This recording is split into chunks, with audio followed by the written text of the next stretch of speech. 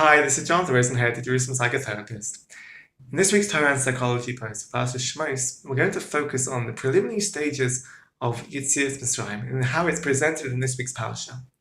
In the sense that the first stage, as the Torah describes it in the Psukim, is a Kadosh Baruch Hu noticing the suffering of the Bnei Yisrael. And the Torah says that Hashem saw and knew the suffering. There's two words that are used, a double expression in a sense, of both seeing and knowing.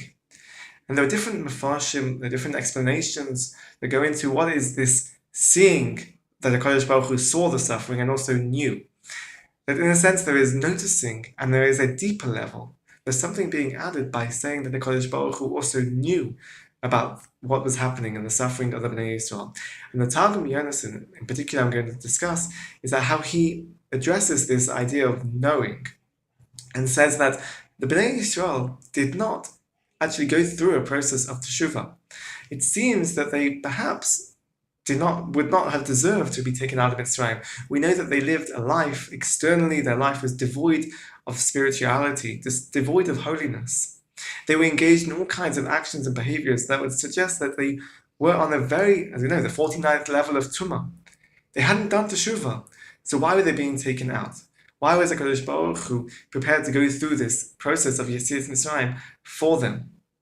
It's because he knew. The Torah says because he knew. This extra level, the Targum Yonason says, is that although outwardly there was no indication of any change, of any process of teshuvah, but he knew internally that there was a slight movement of change. There was this potential, or there was these minute, slight movements towards the direction of change and teshuvah. Hashem could see this movement. Hashem could see this change that was not discernible externally. It was not apparent in the way that they behaved, in their actions, in the way the Bnei Yisrael presented themselves and lived their lives.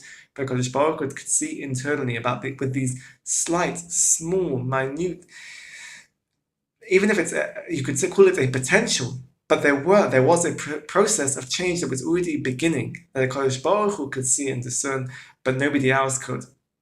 And this is a very powerful message, that although there had been no process of teshuvah, nothing externally had actually been done in order to commit to change, but the Kodesh Baruch Hu could see this internally, these slight movements, and that was enough to take Bnei Yisrael out of Mitzrayim. This is it's a powerful message for us in our lives, and certainly also relates to the therapeutic process, because in life when we are suffering, we are struggling with things, it could be externally we are still engaged in the same unhealthy behaviors.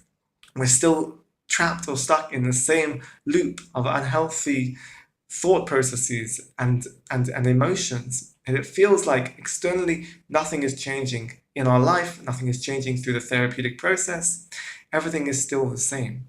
But change, let's just talk about therapy at least, within the paradigm of a therapeutic process, change needs to be defined and redefined, because perhaps it's not fair to expect in therapy that change can only be quantified based on how things appear and how things are expressed, that a person now behaves in a different way, or a person now is able to express and engage with their thoughts and their emotions in a different way.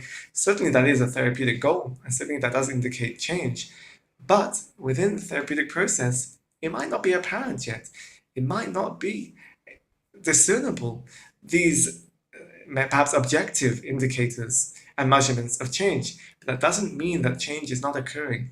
It doesn't mean that small movements, minute movements in the right direction of change, it doesn't mean that they are not actually occurring.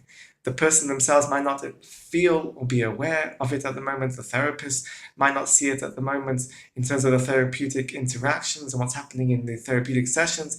A person's life seemingly seems to be the same. But that is you could say, is a key element of therapy and a key message within the therapeutic process, is that change can be happening even if we don't see it. There is an internal process. There are small steps that a person is taking through the therapeutic process and in their life that are occurring, but the person might not be aware of it. And this is the message of Yetzias Mitzrayim. This is the message that we can slowly be moving away and get ourselves out of our own personal shibud, our own personal slavery, when we are enslaved, whether it's the emotions of anxiety or depression or in unhealthy relationships. We can slowly be coming out of this shibud, but we have to hold on to the hope and not despair if externally there doesn't seem to be any change. Internally, the Yetzias Mitzrayim is happening.